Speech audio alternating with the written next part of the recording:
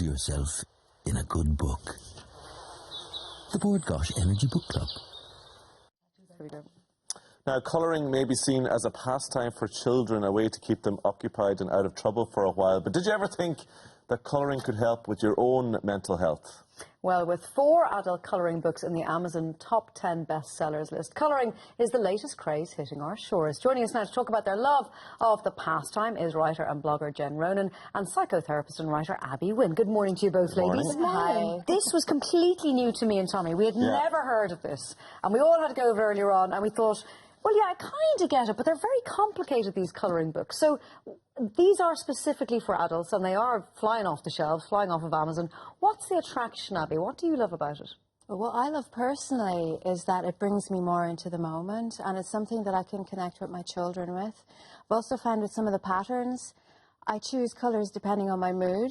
And my mood will increase, the colours change, and then at the end of a session, say, of colouring, I'm using brighter colours, so it's very interesting. Now, you do take this very seriously. Let's lift up your... So these are the books. So this would be balanced But and you also centred. have... I love that... Check this out now, okay? This is how serious... She isn't just using... This is a pro. This is a pro. These are your colouring pencils. Do you let your kids, use these? Not these. So the kids don't get to use the ones these I lent you, they use those. Thanks a lot.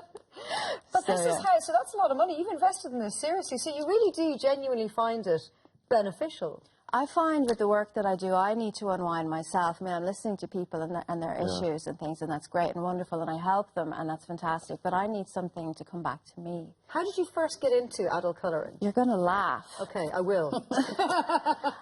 As we all use typing, laptops, phones, I had a book coming out. I was going to have a book launch and I was going to be signing autographs. And I thought, my hand is not going to make it through the night. Right. I need to exercise it. And I thought, well, how could I get back into doing that? So I thought, well, just doing something with a pencil. And I didn't want to write. So colouring, that's kind of how I got back into it. Just in terms of the benefits of it, I think you reached out to some people just to find out why they were attracted to it, what the benefits were. And there's quite a wide range of things that were beneficial to people. Some people said it was a great way to unwind, pain management, relaxing after work, increasing self-confidence. So it seems to be a broad range of things all around, like mindfulness and releasing anxiety. Is that fair to say? It really is fair to say. It's actually phenomenal. There's a support group on Facebook from this author here, Gáis, and all the women and men even are joining in. People who haven't been able to use their hands before are finding that their arms are opening up, the muscles are flowing, they're relaxing, they're getting more confident, pain management, as you're saying, and stress release. But then people are making friends as well and showing their pictures. They're taking pictures and putting them on Instagram, putting them on Facebook, because look what I've done. And they're getting, oh, I love this. And then they're feeling, wow, I'm worth something. You know, it's really interesting. And as you said, you get to do this with your kids as well, so it's good family time as well. It's good family time. Jen, let's bring you in here because we are all being very cynical about adult colouring books here on Holiday Inn this morning. That's okay, I have cynical friends as well, and they laughed at me. They went, I don't even want to know why you're doing it. Explain to us what you get out of sitting down and colouring a book that you couldn't get out of another activity, whether that's taking the dog for a walk, going to the gym. What does it give you that you can't get from another pastime? It's just really great, clean fun. It just takes your mind off all of the adult things that you have to do in life. You know, I mean, I'm not saying that you should take days off work and be like, oh, I'm going to colour in, or a big red bus now, call into the office.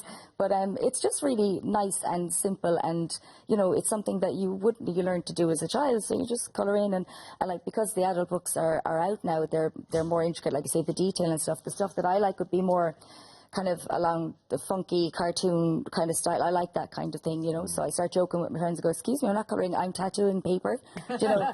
So it's way cooler if you say it like that. But I mean, to look at me now, you wouldn't know. I actually do like colour, not on me, on my skin, all right. You mentioned something interesting to me, and that's what I was wondering. You mentioned that it does harken back to your days of being a child and sitting at the table, worry-free. Yeah, your biggest worry is that you'll go outside the lines, or, you know, somebody won't give you your pencil back, you know, that skin colour one. So is that part of it? Is it recapturing that kind of innocence and that worry-free time? I think so, because I would be... I'm pinnacle of happiness now this morning, but I would have dealt with depression and anxiety in various kind of waves over the years, and I find that this is really good for just bringing, like, you know, to use that kind of mindful term, like bringing you into the present, because you're just focusing on colouring and your mind is kind of percolating away and working out all the stuff it needs to work out without you becoming this cauldron of anxiety, overthinking things and stewing away. And I like that. It was simply, like, I got into it simply because I just loved colouring in.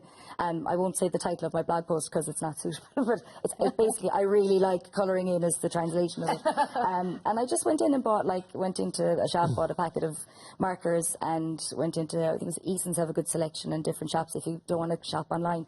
And I bought like 1 or 2 funky looking books and said, sure, I'll give it a go. And I was absolutely hooked. And then I started talking about it on Twitter and blogging, and other friends of mine were going, oh my God, do you use markers? Well, I use pencils. And all this kind of, it was like a fancy paper revival all over again. Do you remember? Fancy paper. Oh, Bring it back. I think we should. So you want to, somebody watching at home is thinking that maybe this might be something I'll give a try. Do you just pick up the kids, Disney colouring book and markers and have a go, about 2 or or 3 years ago, do you need something a bit more stimulating? I went into like a euro shop a couple of years ago because I was suffering, because I used to suffer very badly from it was compulsive kind of skin picking. Some people pull their hair out when they're stressed. I used to tear up my skin. Oh gosh. Just like blemishes that were imaginary or whatever, and I would be anxious and I'd be doing this, and my nails and everything would be.